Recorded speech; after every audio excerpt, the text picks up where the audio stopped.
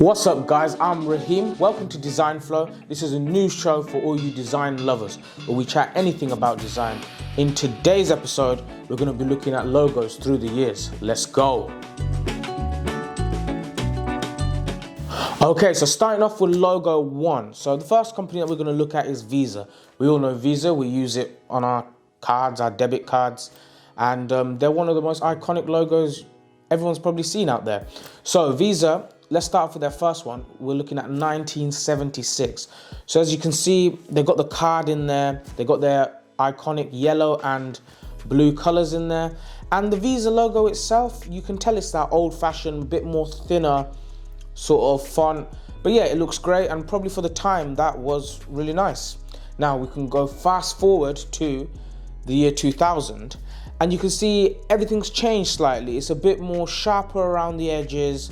It's a lot more boxy. The logo has kind of slightly changed. There's another outer logo, I guess, another outer box. And the thickness of the text has got a lot thicker. And it seems like they've changed the color slightly. It's a bit more of a gradient blue, which is, a technique that probably people were playing with back in 2000 a bit more. I mean, it definitely looks a lot different, but it's still got the same, shape and everything at the end of it. And now let's move to 2014. So this is the current one that they have. And you can see they've just got rid of the card completely. It's just kept one clear, distinct color now, the blue. I mean, I think the yellow was important. They should have kept the yellow in there. It's lost the card shape. So over the years, as you know, we don't use our cards as much anymore. Visa can be used on your phone, everything. So maybe they're trying to, say it's more than just a card. And yeah, the font is slightly thicker again as well. But yeah, it definitely looks good. So I mean, guys, I'm going to give it a rating if it's gone good or bad now. I would say it's still good, guys. It's still good. It's still got that exact, Visa look and font to it. So it's Visa. It's clear, it's modern, can be used on anything now for them. And, word sort of logos are a lot more in now compared. So it's good. But yeah, you got to pay homage to the original. Okay, so moving on to logo number 2. So the next one we're going to be discussing is Apple. Everyone knows Apple. It's the brand, it's the iPhone, it's the iPod. Whatever generation from they are the top, one of the top anyway, electronic brands across the world. So let's start off with their 1976 logo. So the first thing you can tell from the 1976 logo that it's old and it's very complicated. So they've got the Newton Apple sort of thing. So where he found out how he had a eureka moment, and then gravity is the first thing that he figured out. You can tell it's kind of back to that day. Even the team that they had was a lot more a techie team. That was kind of their philosophy. So it makes sense that they would tech out when it comes to the logo as well, and it kind of be a bit geeky and a little inside joke. If you know, you know. But yeah, it doesn't make it easy to read. It's not the greatest for consumer branding. But that's the way they went in 1976. And now you can see in 1977, the year after, they changed it up. They made the apple the key thing. Everyone knows this logo. It's very iconic.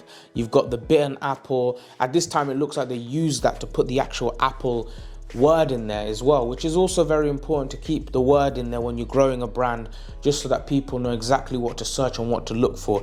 Until your brand is global and you can get rid of the word, it's always best to keep a word in there from my point of view.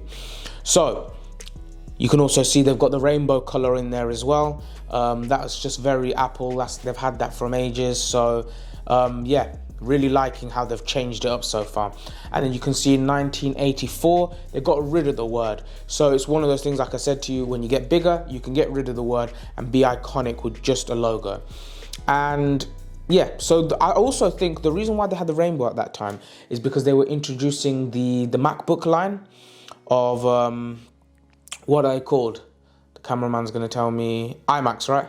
Yeah, so they were introducing their iMac range, and if you know the iMacs, at that time they brought out the whole colors, and that was their main selling point for the iMac. So bringing in this color was just, hitting on that point again.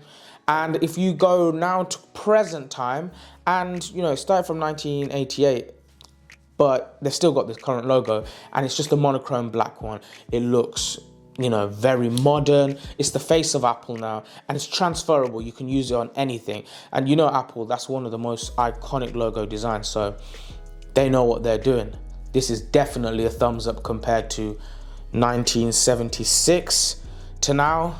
Yep, they know what they're doing now. Okay, so the final logo we're going to look at today is Burger King. So Burger King, if you guys don't know this, and if you don't know this, you must have been under a rock for so many years. Burger King is a burger restaurant. They're competitors to KFC, McDonald's, but mostly McDonald's because they serve burger and chips. That's their kind of thing. So let's look at their original logo when they first opened in 1954. So you can see the logo. It's like a sun, I guess. I don't know if it's like they used to serve breakfast back then or something, but they had the sun logo. And they had this kind of like sans serif font. I mean, it looks okay.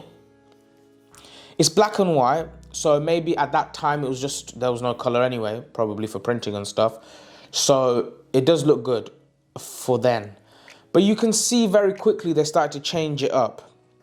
So in 1954, the same year, they've already got rid of the sun. So maybe somebody in the business said, yo, that's not working out. So they've got rid of that.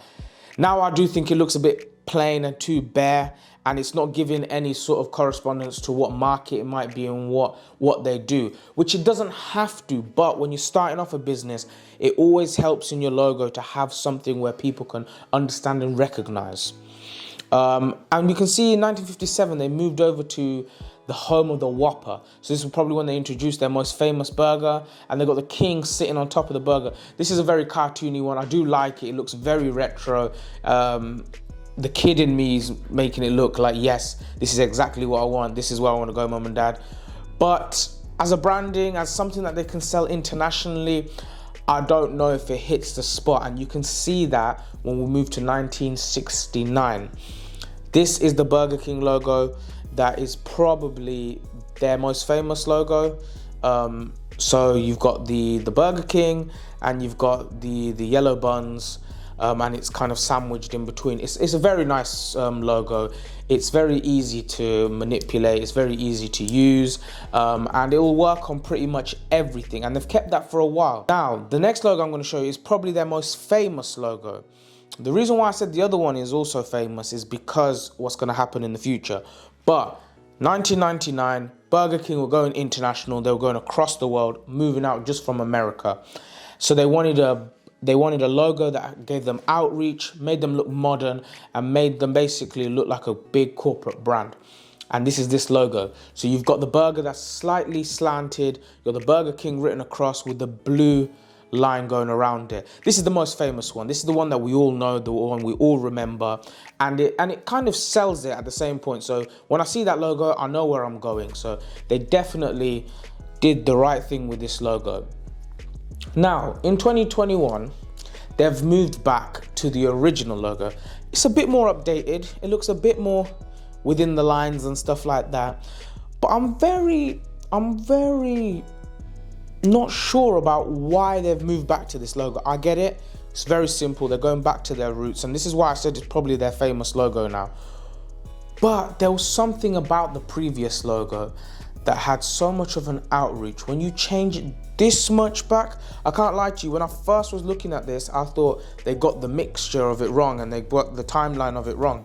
But I went onto their website and I saw this is now their logo again. So for their point of view, they must have seen it as going back to their roots. It's clean and it's modern, and it will be easy to use on everything. But do you think that they went with the right choice by going to this logo, or do you think they should have kept this iconic logo? You let me know. But in terms of my rating, I'll give you from 1954 to 2021. It's definitely improvement. And this is why, to end this video, I just want to let you guys know it's so important that over the years you change your branding, you change your look, you grow with it. It's not always keep it the same. If it's worked in the next 10 years, it might not work anymore. If it's something that's become iconic, even the most iconic people, you see they slightly change it and make it different. There's a reason for that. It's so that it can be scalable, transferable on all types of media. And that's really important. So just to end this, if you have a logo or you are looking for a new logo, look at the link below. you got our website, get in contact with us, and we could help you potentially make your logo and what you want your brand to look like, or even improve it if you've got one. So please comment, like, and subscribe. Hope you enjoyed this video. Please leave it a like and please share this video if you found it interesting, and peace.